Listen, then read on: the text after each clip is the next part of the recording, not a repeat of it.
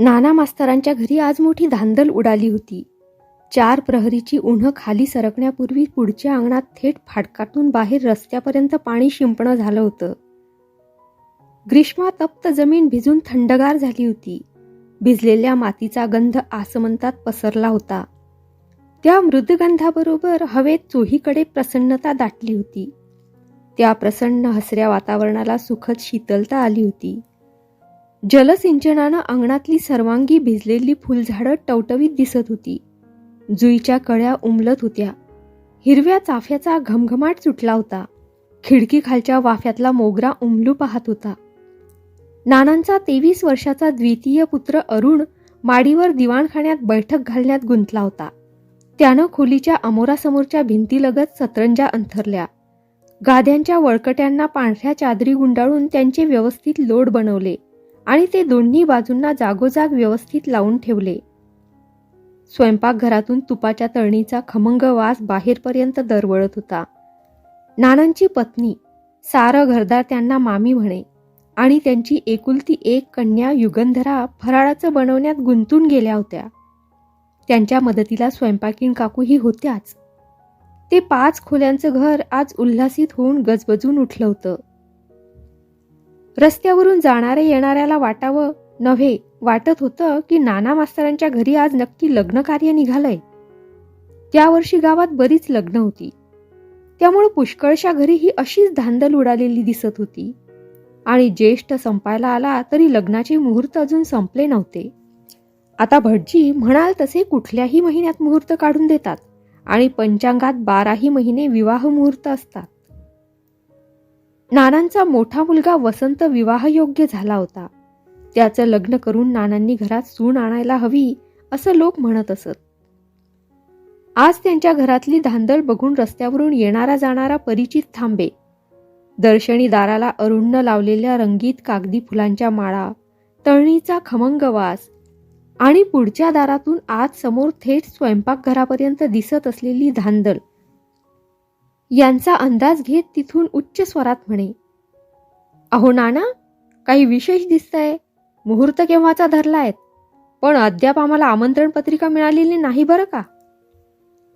नाना उत्साह ओसंडीत लगबगीनं बाहेर येत आणि मोठ्यांदा म्हणत, या या बंडोपंत, आत या, मग सांगतो विशेष काय आहे ते. बंडोपंत आत येत नाना म्हणत, अहो लग्न नाही आणि मुंजही नाही, पण बोलता बोलता बंडोपंतांच्या हाती 2 पेढे ठेवून म्हणत, हे घ्या पेढे, हे आमच्या युगंधरेच्या परीक्षेचे.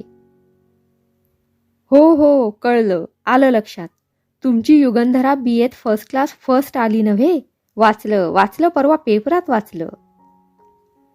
पेढे तोंडात टाकून भरल्या तोंडानं ते पुन्हा म्हणत, अहो संबंध युनिव्हर्सिटीत पहिलं येणं आणि ते सुद्धा एका मुलीनं म्हणजे काय चेष्टा आहे. नाना, खरोखर तुमच्या मुलीनं तुमच्या घराण्याचं नाव उजळून टाकलं. तुम्ही शिकवलं त्याचं तिनं चीज केलं. अहो मुलाला जे साधत नाही ते या मुलीनं करून दाखवलं. बंडोपंतांसारखे आणखी असेच परिचित या रस्त्यावरून जात होते. ते नानांच्या हाकेसरशी आत येत होते आणि त्यांनी दिलेले पेढे तोंडात टाकून तोंडभर कौतुक करीत पुढे जात होते. नाना अभिमानानं फुलून दारात उभे होते. ओल्या मृदगंधाबरोबर स्नेहार्द स्तुतिगंध त्यांच्या मनात खोलवर शिरत होता. त्यांची एकुलती एक कन्या युगंधरा BAच्या परीक्षेत पहिली आली होती. त्या गावात आजपर्यंत कुणी मुलगाही कधी पहिला आला नव्हता. पण आज मोठी अपूर्वाईची गोष्ट नाना मास्तरांच्या घरात घडली होती. त्यांचा अपूर्व आनंद आणि अमाप उत्साह पाहून असं वाटत होतं की देवी सरस्वती साक्षात सदेह येऊन त्यांचं अभिनंदन करून गेली आहे. नुसतं अभिनंदन नव्हे, तर जाताना ती त्यांची हृदयवीणा झंकारून गेली आहे. ते झंकार, त्या दिव्य आनंदलहरी त्यांच्या वार्धक्याकडे झुकू पाहणाऱ्या गात्रागात्रातून लहरत आहेत, थरारत आहेत. त्या लहरीवर तरंगत देवी लक्ष्मीही केव्हा तरी येऊन त्यांच्या हाती आशेचा अमृतकुंभ देऊन गेली आहे. आज नानांनी आपल्या निकट परिचयाच्या काही निवडक मित्रमंडळींना चहा फराळाला बोलावले होते. त्यात त्यांचे सहकारी शिक्षक, त्यांचे जुने फॅमिली डॉक्टर नाडकर्णी, शेजार घरचे शंकरराव पोस्टमास्तर, रामभाऊ वकील, जोशीबुवा कारकून अशी मोजकी 10-12 मंडळी होती. उन्हं उतरू लागली तशी हलके हलके मंडळी दिवाणखान्यात जमू लागली. नाना स्वतः त्यांचं स्वागत करीत दारात उभे होते. थोड्याच वेळात आमंत्रित मंडळींनी ती छोटी बैठकीची खोली भरून गेली. दिवाणखान्याच्या कोपऱ्या कोपऱ्यात लावून ठेवलेल्या चंदनी उदबत्त्यांच्या सुगंधानं वातावरण दाटून गेलं. त्या उंची उदबत्त्यांचा सुगंध नाकात ओढून घेत रामभाऊ म्हणाले, "वा नाना, आजच्या पार्टीचा थाट तुम्ही अगदी लग्नाच्या पार्टीसारखा उडवून दिलात नी काय?" नाना हसले. त्यांनी काही उत्तर देण्यापूर्वी शिंदे मास्तर उद्गारले, "रामभाऊ, लग्नाच्या थाटापेक्षाही आजच्या थाटाचं महत्त्व विशेष आहे आणि फार वेगळं आहे. लग्नाचा प्रसंग हा वधूपित्याच्या सुटकेचा निश्वास असतो, पण आजचा प्रसंग मोठ्या अभिमानाचा आहे, विशेष गौरवाचा आहे." जोशीबुवांनी म्हटलं, "खरं आहे. शिवाय लग्नातला डामडौल सगळा लोकप्रदर्शनाचा असतो. तो थाट, ती धामधूम केवळ प्रतिष्ठा दाखवण्यासाठी आणि प्रतिष्ठा ठेवण्यासाठी असते." आणखी कुणी मान डोलावून म्हटलं, "खरं आहे, अगदी खरं आहे. आजचा आनंद काही वेगळाच आहे. मुलींनी पदवीधर होणं ही चालू जमान्यात काही नवलाईची गोष्ट राहिली नाही. उलट मुलीचं शिक्षण ही आज परिस्थितीनुरूप एक आवश्यक बाब होऊन बसली आहे. आजकाल मुली सर्रास शिकताहेत. मॅट्रिक होणं ही अगदी मामूली गोष्ट झाली आहे. पण मुलीनं युनिव्हर्सिटीत पहिलं येणं ही निश्चित कौतुकाची गोष्ट आहे." "बरोबर आहे. जे मुलांना करता आलं नाही ते मुलीनं करून दाखवलं, याचा तिच्या पित्याला तर अभिमान वाटेलच, पण आज आम्हा सगळ्यांनाही मोठा अभिमान वाटतो आहे." नानांनी खुश होऊन मान डोलावली आणि हसत म्हटलं, "मी अभिमानानं असाच फुगत राहिलो तर तुमची पोटं रिकामी राहतील बरं का मंडळी." त्यांनी हाक मारली, "युगा, अगं युगंधरा." "अरे अरुण." युगाला म्हणावं, "वर येऊन सगळ्यांना पेढे दे आणि चला आता फराळाचंही घेऊन या." युगंधरा पेढ्याचं ताट घेऊन मघापासून जिन्यात उभी होती. आडून निंदा कानी पडली तर ती भारी कटू लागते, पण स्तुती कानात शिरली तर ती ऐकण्यासाठी पाय जागच्या जागी खिळून जातात. युगा मघापासून तशीच खिळून उभी राहिली होती. नानांची हाक ऐकून ती झटकन वर आली. तिचा बांधा काहीसा उंच शेवग्याच्या शेंगेसारखा सरळ सडपातळ होता. तिचा रेखीव गौर चेहरा नेहमी शांत असे. ती किंचित गंभीर दिसे. तिच्या चेहऱ्यावरचं गांभीर्य तिच्या वयाला आणि तिच्या कृश देहकृतीला विशोभित दिसत असे. पण ते विशोभित गांभीर्यच पाहणाराचं लक्ष एकदम वेधून घेई. त्याच वेळी तिच्या हनुवटीवरची खळी नजरेत भरे. त्या खळीमुळं तिचं गंभीर मुख किंचितसं हसरं भासे. "या युगाताई, घराण्याचं नाव गाजवलंस. शाब्बास पोरी." युगंधरा खाली मान घालून सलज्ज हसली. मग अरुणनं हातात पेढ्याचं ताट धरलं. युगानं प्रत्येकाला 2-2 पेढे दिले आणि खाली वाकून नमस्कार केला. पेढ्यांपेक्षाही अधिक गोड अशा तिच्या सौजन्यपूर्ण कृतीनं सगळे खुश होऊन गेले. त्यांच्या चेहऱ्यावरचा प्रसन्न भाव पाहून नाना मनोमनी धन्य झाले. त्यांनी म्हटलं, युगा अगं डॉक्टरांना 2 पेढे जास्त दे." रामभाऊंनी हातातले 2 पेढे तोंडात टाकून पुन्हा ताटातले 2 पेढे उचलीत म्हटलं, "का हो नाना,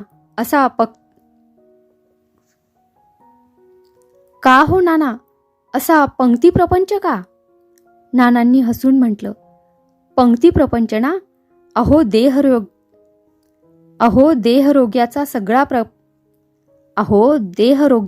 सगळा प्रपंच ज्याच्यावर अवलंबून आहे त्या धन्वंतरीला जरा वेगळ्या पंक्तीत बसवलं म्हणून बिघडलं कुठं?" बरोबर आहे.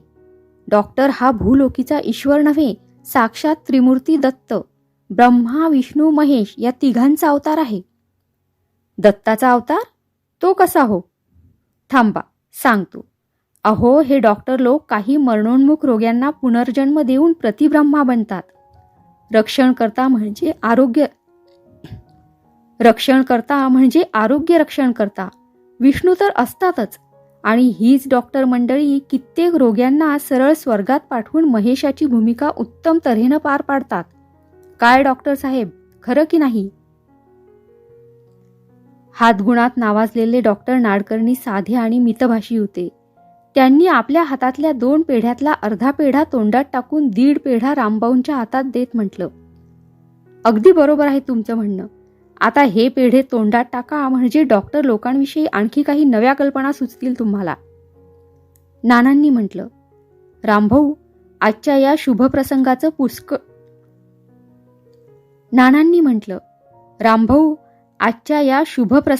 पुष्कळचं श्रेय या डॉक्टरांनाच आहे. परीक्षेच्या 15 दिवस आधी युगाला इन्फ्लुएन्झा झाला होता. तापानं फणफणली होती. यांच्याच परिश्रमानं ती लवकर बरी होऊन परीक्षेला बसू शकली. म्हणून आजच्या समारंभाचं अधिकांश श्रेय त्यांना आहे. डॉक्टरांनी हसून म्हटलं, नाना, युगा परीक्षेला बसली म्हणून ही आजची पार्टी नाही. तिनं जे दुर्मिळ यश मिळवलं त्याबद्दल ही पार्टी दिलीत तुम्ही. बाकी एवढ्या आजारातून उठूनही तिनं हे जे स्पृहणीय यश मिळवलं ते खरोखरच मोठं अभिमानास्पद आहे. आज युगंधरा हे नाव तिनं सार्थ करून दाखवलं.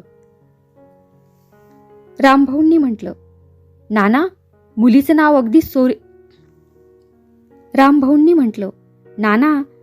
नाव अगदी सुरेख शोधून काढलं. छानच, युगंधरा. वा, अगदी योग्य नाव. मुलीचे पाय पाळण्यात दिसावेत. नानांनी हसून म्हटलं, युगाला पाळण्यात घालण्याच्या आधीच तिचं भविष्य आम्हाला कळलं होतं. असं? ते हो कसं? काय वर्तवलं होतं भविष्य? आपले ते वेदसंपन्न रघुनाथ शास्त्री बुवा होते ना, त्यांनी भविष्य सांगितलं होतं की ही मुलगी तुमच्या घराण्याची तारक होईल. आज ते हयात असते तर त्यांना मोठं कौतुक वाटलं असतं. तेवढ्यात अरुणनं फराळाची ताटं आणली. त्यातल्या गोड, तिखट, खमंग पदार्थाची रेलचेल पाहून सगळ्यांच्या रसग्रंथी पाझरू लागल्या. रसना उत्तेजित झाली.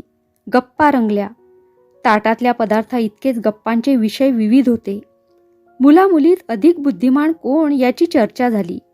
शेवटी निष्कर्ष असा निघाला की दोहोंच्या बुद्धिमत्तेची पायरी निश्चित ठरवता आली नाही तरी मुली जात्याच अभ्यासू असतात. कष्ट करण्याची त्यांची ताकद अधिक असते आणि वाखाणण्यासारखी एकाग्रता असते. रामभाऊंनी म्हटलं, नाना, या परीक्षेत तुमच्या मुलीनं उत्कृष्ट यश मिळवलंय. आता दुसऱ्या परीक्षेतही असंच यश तिला मिळो असा माझा तृप्त झालेल्या वृद्ध ब्राह्मणाचा तिला आशीर्वाद आहे. नानांनी हसून उत्साहानं म्हटलं, असाच तुम्हा सर्वांचा तिला आशीर्वाद असू दे. ती MA होईल, त्यानंतर लॉकडे तिला घालण्याचा माझा विचार आहे. रामभाऊंनी म्हटलं, होऊ दे, वकील होऊ दे, बॅरिस्टर होऊ दे, पण मुलीच्या बाबतीत या सगळ्या परीक्षा गौण आहेत. मुलगी MA झाली, PhD झाली आणि लॉकडे गेली तरी तिची शेवटी खरी परीक्षा एकच. ती कोणती? अहो, वधू परीक्षा. त्या परीक्षेचं म्हणतोय मी. या परीक्षेत ती उत्कृष्ट तऱ्हेनं पास झाली म्हणजे जिंकली. शिक्षणाचं चीज झालं. नानांचा हसरा चेहरा एकदम गंभीर झाला. त्यांच्या कपाळावर सूक्ष्म आठ्या पडल्या. त्यांनी म्हटलं, रामभाऊ, तुम्ही अजून जुन्या जमान्याच्या रिंगणात डोळे झाकून फिरत आहात. केवळ लग्न झाल्यानं मुलीच्या शिक्षणाचं चीज कधीच होत नाही. आजपर्यंत कधी झालेलं नाही. उत्तम स्थळ मिळवण्याचं फार तर ते एक साधन होईल. शिवाय आज स्त्री शिक्षणाचा हेतूच बदलला आहे. पूर्वी स्त्री जेव्हा निरक्षर होती तेव्हा नवरा बायकोच्या बौद्धिक पातळीतली तफावत कमी करण्यासाठी पत्नीला घरच्या घरी साक्षर करण्याचे प्रयत्न सुरू झाले. पण पुढं बौद्धिक पातळी उंचावणं हा हेतू गौण झाला आणि मुलीला शिक्षणाच्या जोरावर चांगलं स्थळ मिळवणं हा उद्देश प्रमुख होऊन बसला होता. नाना, होता म्हणून हा उद्देश भूतकाळात ढकलू नका. अजूनही तेच आहे. वधू परीक्षेच्या वेळी पहिला प्रश्न करतात, मुलगी किती शिकलीये? डॉक्टरांनी म्हटलं, नाना, मुलीचं शिक्षण फार झालं आणि डिग्र्यांचा डोईजळपणा वाढला की पत्रिकेतल्या 36 गुणातले 18 गुण फट कमी होतात. होत असतील, पण आज बुद्धिमान स्त्रीनं केवळ संसारात गुरफटून राहण्यात काही भूषण नाही. उलट ईश्वरानं दिलेल्या बुद्धीचा तो एक अपमान आहे. आज स्त्रीच्या कर्तृत्वाला, बुद्धिमत्तेला नवी नवी क्षेत्र मोकळी झाली आहेत. आज मोठमोठ्या अधिकाराच्या जागांवर स्त्रिया आहेत. त्या मंत्रिमंडळात आपली चमक दाखवित आहेत. आणि वा नाना, तुम्ही तर आगरकर, फुले, कर्वे यांच्या पुढे एक पाऊल टाकलं. म्हणजे नाना, बुद्धिमान मुलींनी लग्न करू नयेत आणि संसारात गुंतू नये असं तुमचं म्हणणं आहे की काय? बाकी सार्वजनिक कार्याकडे तोंड केलं की संसाराकडे आपोआपच पाठ फिरते. छे, माझ्या म्हणण्याचा अर्थ असा नाही, पण संसार त्यांच्या कर्तृत्वाच्या आड येऊ नये. चर्चा रंगत चालली होती. युगंधरानं फराळाची ताटं जिन्याशी नेऊन देण्यास अरुणला थोडा वेळ मदत केली. तिला मैत्रिणीकडे फराळाला जायचं होतं. तिनं म्हटलं, भाई, शोभाकडे माझ्या सगळ्या मैत्रिणी जमल्या असतील, माझी वाट बघत असतील. मग जा तू. तुझ्यासाठी चहा पार्टी, मग उत्सव मूर्ती तिथं नसून कसं चालेल? जा तू, मी पाहतो इथलं सगळं. युगंधरा झटपट तयार होऊन आपल्या मैत्रिणीकडे निघून गेली.